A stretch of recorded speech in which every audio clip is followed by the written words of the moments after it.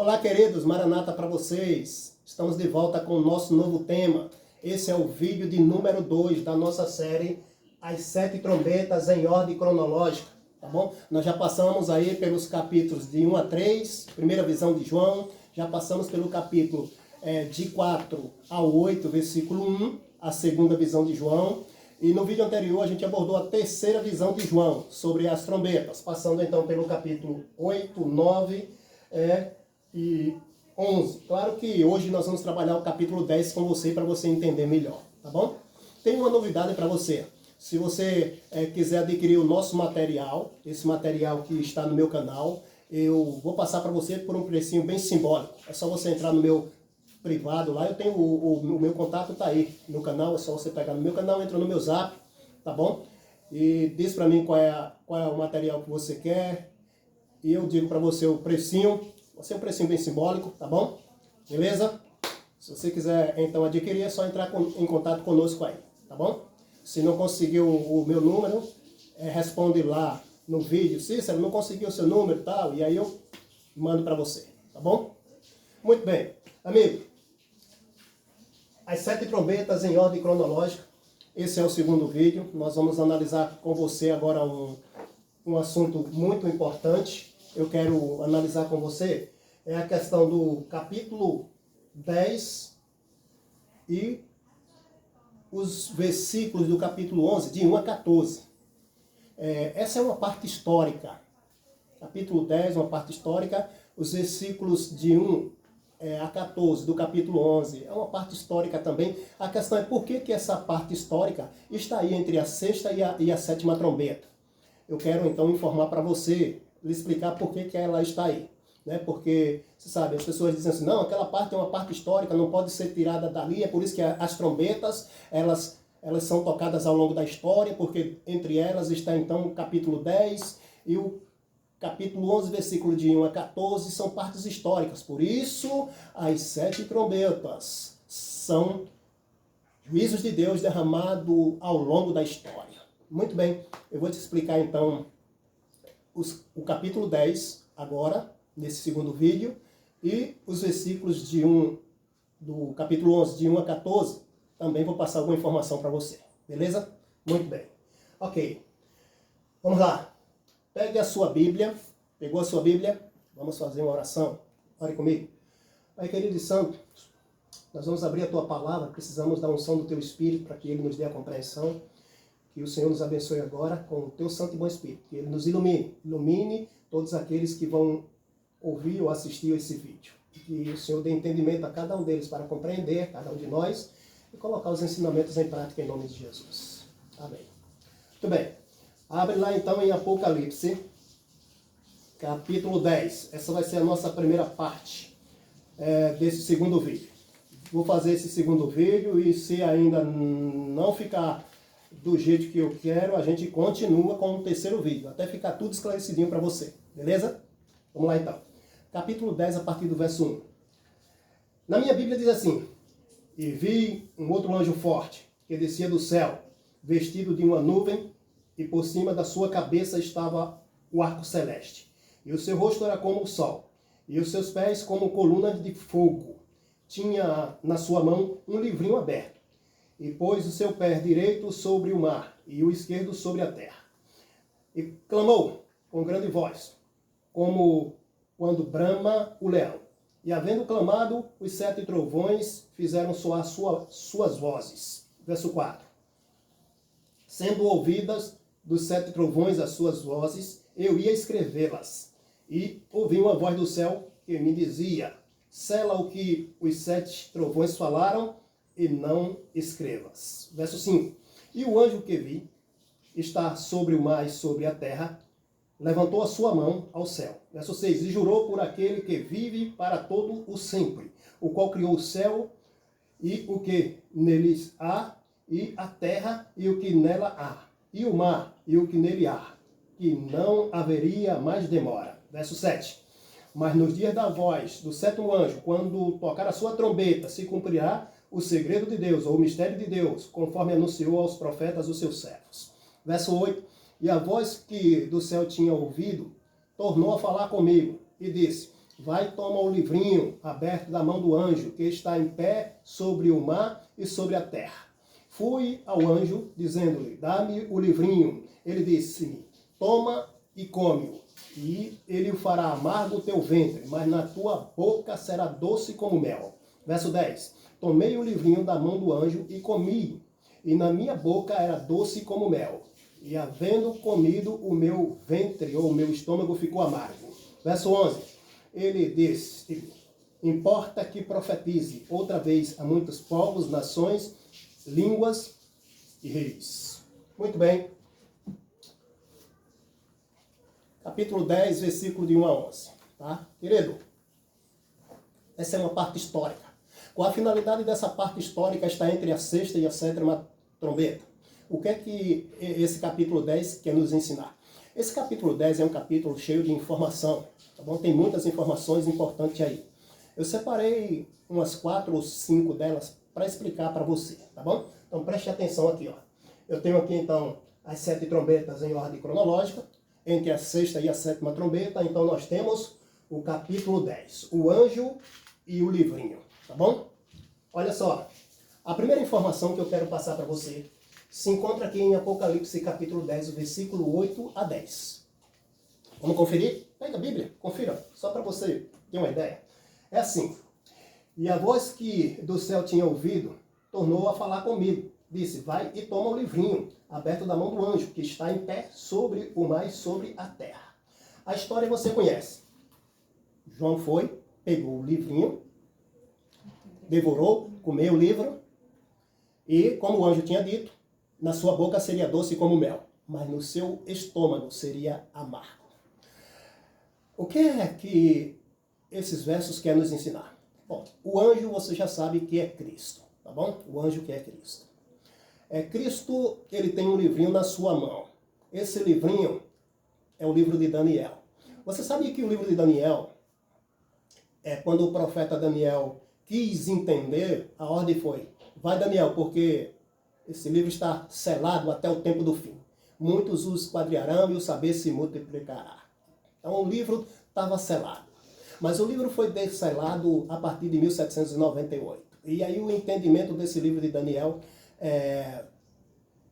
foi aí revelado. Tá bom? Então hoje nós já entendemos, vamos dizer, tudo sobre o livro de Daniel.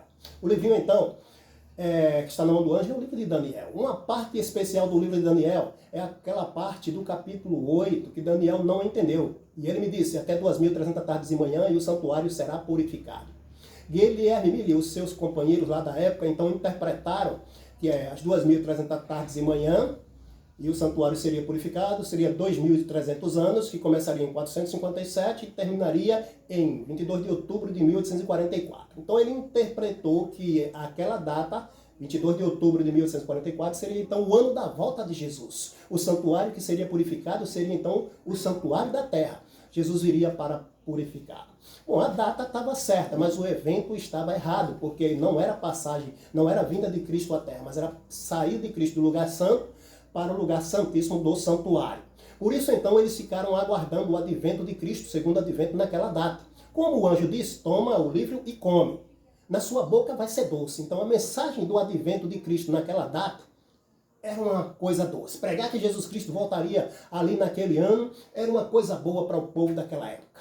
Não é verdade? Quem é que não quer que Jesus Cristo retorne pela segunda vez? Eu quero, eu sei que você também quer e está ansioso por isso como eu. Assim eles estavam naquela época. Mas a data chegou. E a data chegou e passou. E Jesus Cristo não voltou. Então o que foi que aconteceu? Aqui comigo, olha, aconteceu então o desapontamento.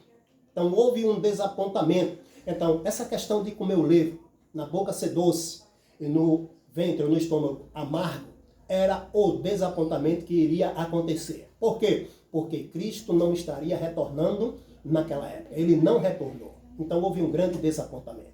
Então, o primeiro ponto que eu quero destacar para você é esse aí, tá bom? Vamos ao segundo ponto. O segundo ponto está ali, ó.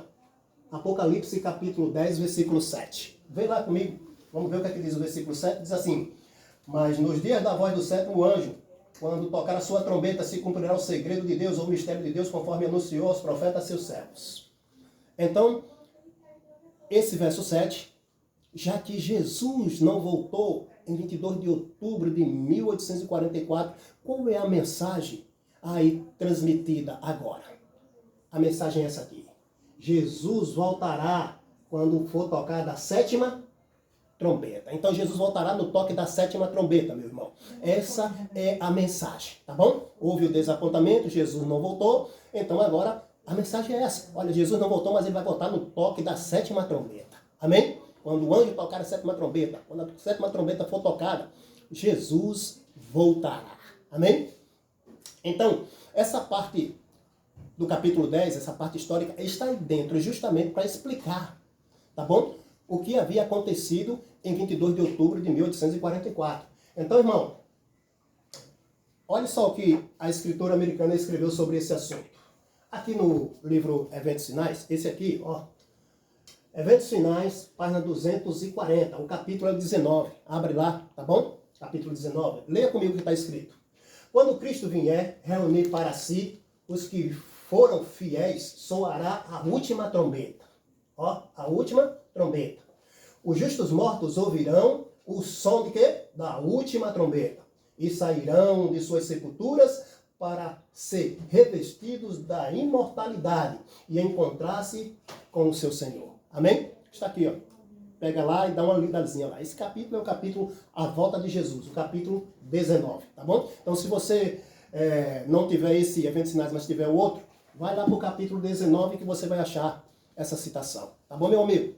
Então, a escritora americana deixou bem claro que quando Cristo vier, soará a última trombeta, a sétima trombeta. Entendeu? Isso está em harmonia com a Bíblia. O próprio apóstolo Paulo, escrevendo lá a sua epístola aos Coríntios, 1 Coríntios capítulo 15, a partir do verso 51, ele diz: eis que eu vos digo um mistério.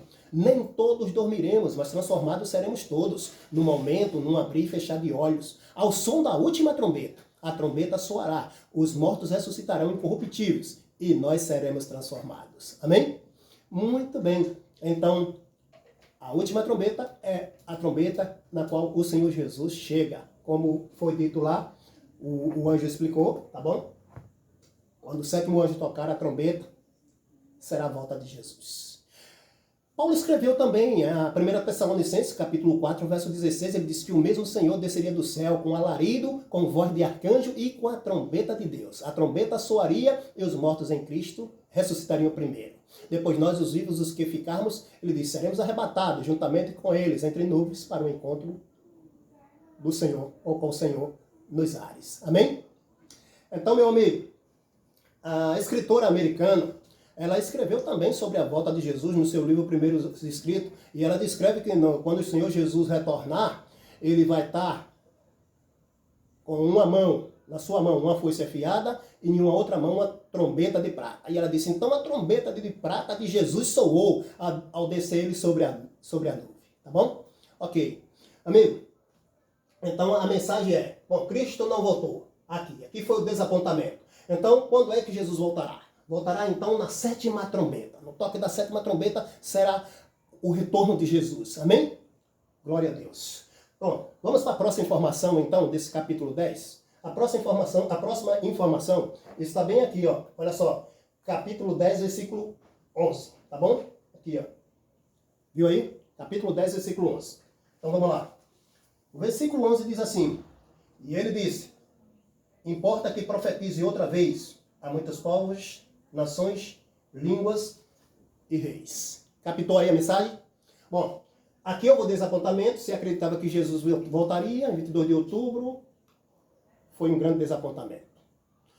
Então, qual é a orientação? Ele voltará no toque da sétima trombeta. Então, já que se Jesus não voltou aqui, só voltará no toque da sétima trombeta, o que é que precisava fazer? O que é que aquele povo precisava fazer? A ordem agora é continuar profetizando, ou seja, continuar pregando o evangelho a cada nação, tribo, língua e povo. É o que Mateus 24 disse. Será pregado o evangelho do reino para testemunho a todas as nações. Então virá o fim. Muito bem. Jesus não voltou, tem que continuar pregando. Amém? Ok. Qual é a responsabilidade daí para frente? A mensagem dos 3 anjos, tá bom? A mensagem dos 3 anjos. O evangelho eterno. Então, o povo que veio de lá do desapontamento é um povo que deu seguimento aí ao movimento adventista do sétimo dia. A Igreja Adventista do sétimo dia foi organizada em 1863, mas o seu movimento começou, ou surgiu desde lá, do desapontamento, ok? Muito bem. Então, essa é a informação. Temos que continuar pregando, temos que continuar anunciando. Muito bem, qual é a próxima informação que eu quero passar para você? A próxima informação se encontra lá em Apocalipse, capítulo 10, versos 5 e 6. Vamos ver o que está escrito lá? Pegue aí a sua Bíblia. Aqui diz: o anjo que vi está sobre o mar e sobre a terra, levantou a sua mão ao céu e jurou por aquele que vive para todo o sempre, o qual criou o céu e o que nele há, e a terra e o que nela há, e o mar e o que nele há, que não haveria mais demora. Muito bem. Essa é a próxima mensagem. Não haveria mais demora. Cristo não voltou aqui, foi o desapontamento, vai voltar no toque da sétima trombeta, mas não haveria mais demora, tá bom? Não haveria mais demora. Enquanto ele vem, a gente precisa continuar pregando, profetizando. Mas, meus queridos, é interessante porque esta expressão não haverá mais demora, ela tem que ver com a questão do tempo, né? Como se explica, tem que ver com a questão do tempo. Então, a ideia é que de 1844 para cá não haveria mais profecia de tempo profético. Ok, a escritora americana escreveu sobre isso, né? Ela falou que o período de tempo mais longo é os das 2.300 tardes de manhã, que terminou ali em 1844. Então ela falou que dali para cá não tinha como mais delinear um tempo, não haveria mais profecia de tempo, o tempo não seria mais uma prova para o povo de Deus. Bom, amigo,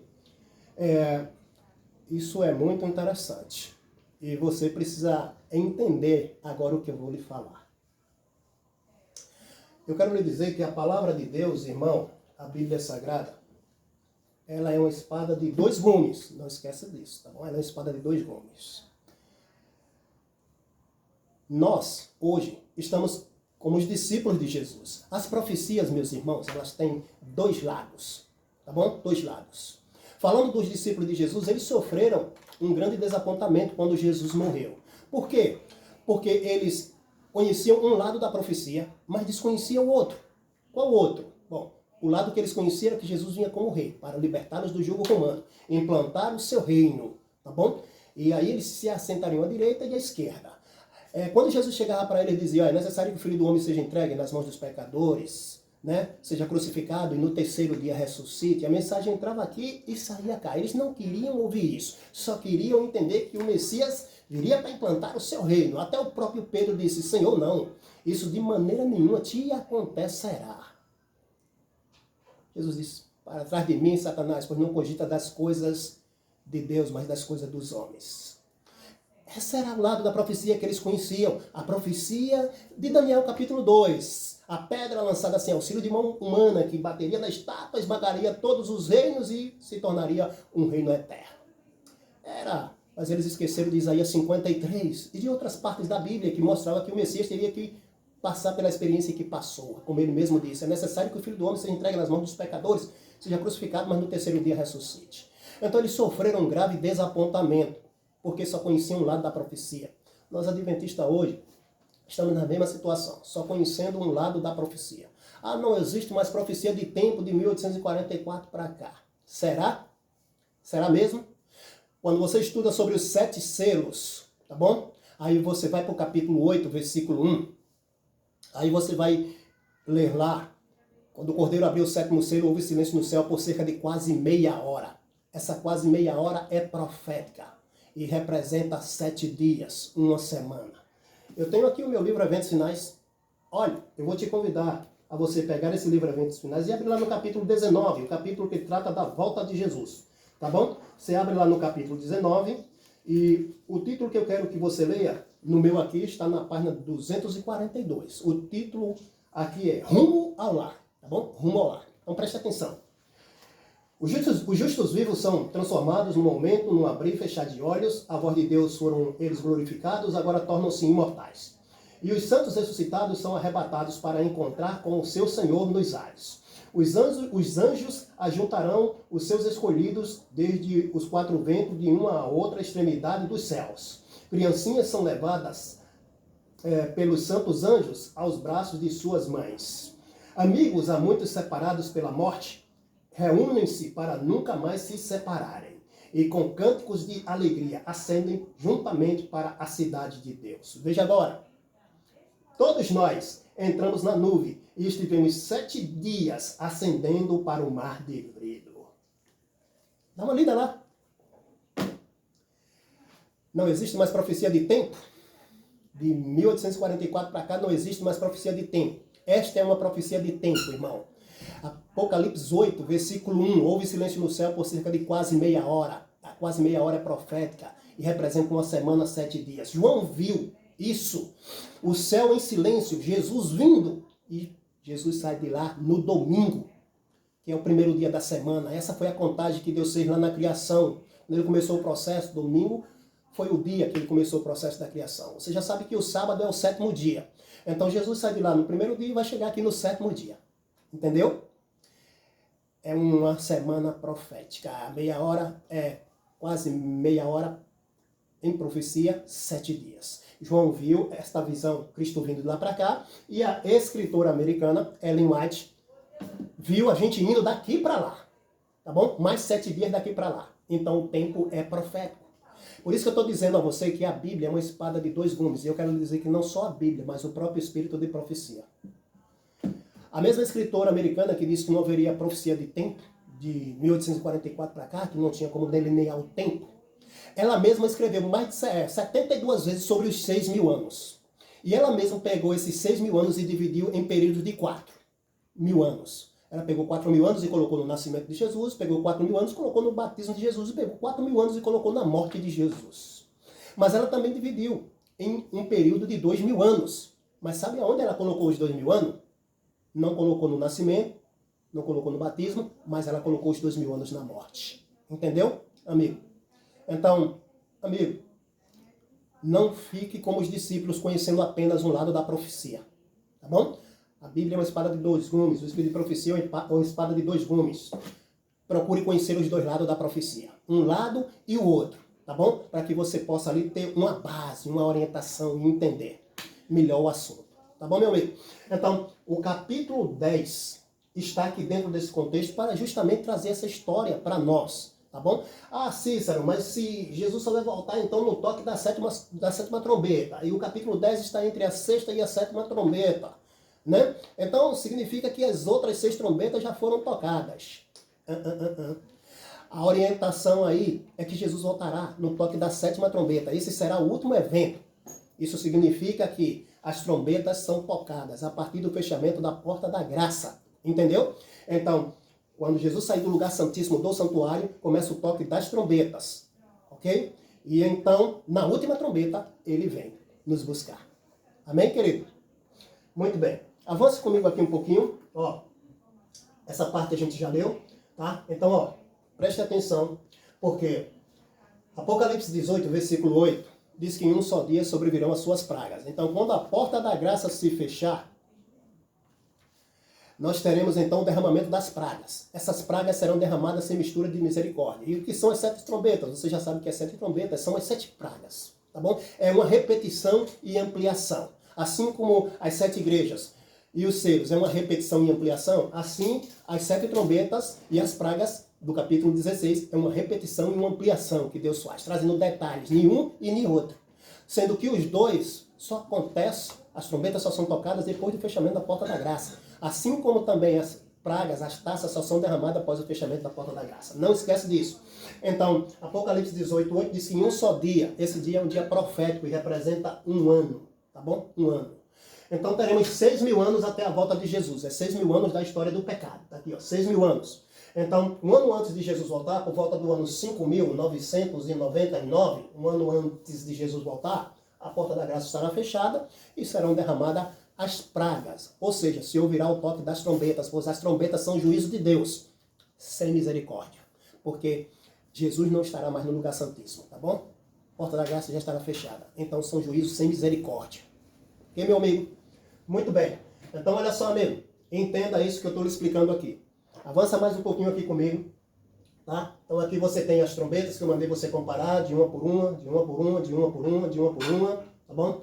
E aqui você tem a sexta trombeta, entre a sexta e a sétima, você já sabe que está lá o capítulo 10, não apenas o capítulo 10. O capítulo 11, dos versos 1 a 14, está lá também inserido, tá bom? É uma parte histórica também. Amigo, aqui as 7 trombetas em ordem cronológica, e aqui você tem então as 2 testemunhas lá no capítulo 11. O que é que está fazendo aí o capítulo 11, versículo de 1 a 14? Porque o versículo 15 já é a 7ª trombeta. O que é que eles estão fazendo aí dentro? Ok, vou explicar. Quando você lê lá o capítulo 11, você vai perceber que tem a questão de medir o santuário, tá bom? E tem a questão das 2 testemunhas, tem a questão de 42 meses, os versos estão aqui, verso 2, o versículo lá 3, 1260 dias, o versículo 11 do capítulo 11 está aqui, 3 dias e meio, e o versículo 11, o capítulo 11, versículo 9 também vai falar sobre 3 dias e meios. Ok, o que é que a escritora americana explica sobre isso? Bom, as 2 testemunhas você já sabe que são o Antigo e o Novo Testamento, tá bom? Agora, leia comigo o que ela escreveu sobre esse assunto. Lá no seu livro Grande Conflito, lá na página 262, leia comigo.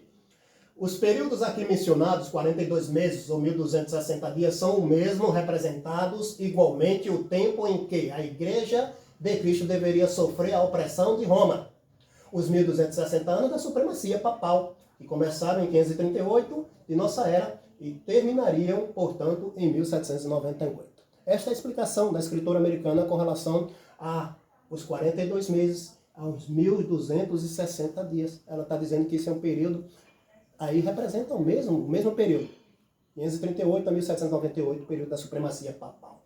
Tá, e os 3 anos e meio, Cícero, né? 3 dias e meio. Os 3 dias e meio são 3 anos e meio, meu amigo. 3 anos e meio. Correspondente ao quê? Correspondente ao período em que a França, você vai pegar o Grande Conflito e vai ler ali a história da Bíblia Sagrada e a Revolução Francesa. Procure esse título lá no capítulo lá do livro Grande Conflito, você vai encontrar. Leia esse capítulo todo, que você vai ver. A escritora americana vai então estar explicando esses detalhes. Preste atenção. Por que então está ali essa parte histórica? Capítulo 10 e capítulo 11. Eu vou te explicar. Primeiro vem o capítulo 10 lá e depois vem os versos de 1 a 14 do capítulo 11. Eu vou te explicar agora. Com este gráfico vai ficar melhor para você. O que é que você precisa fazer? Só inverter. Inverter como? Os versos do capítulo 11 você tem que começar com ele primeiro. Você já sabe que aqui é 538, é o período da supremacia. Supremacia papal. Começou em 538. 1260 anos de perseguição, que terminaram em 1798. Ok? Fechou. Então você tem que começar dessa forma. Segundo, você vai ter os 3 anos e meio, né? Os 3 dias e meio, 3 anos e meio.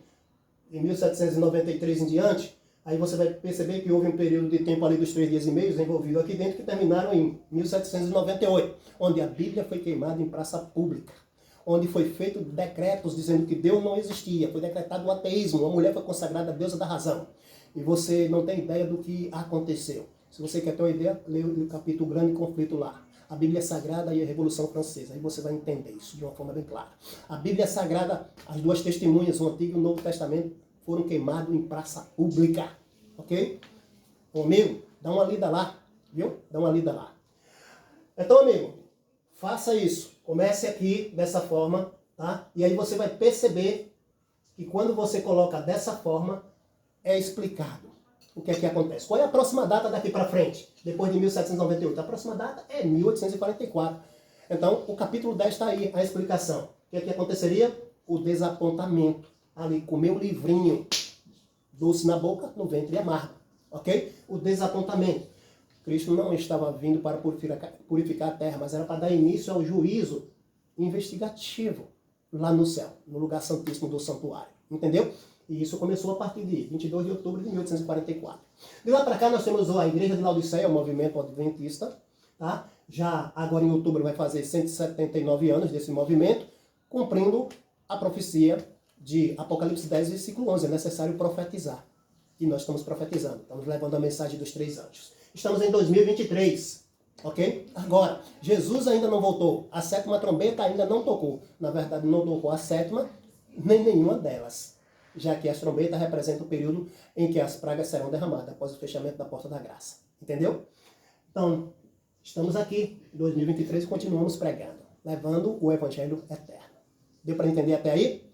Então, essa parte histórica está aí dentro, para explicar esses detalhes que deveriam acontecer dentro da história, mas não para lhe dizer que as trombetas acontecem ao longo da história. Tá bom, meu amigo? Meu amigo, espero que você tenha gostado do assunto.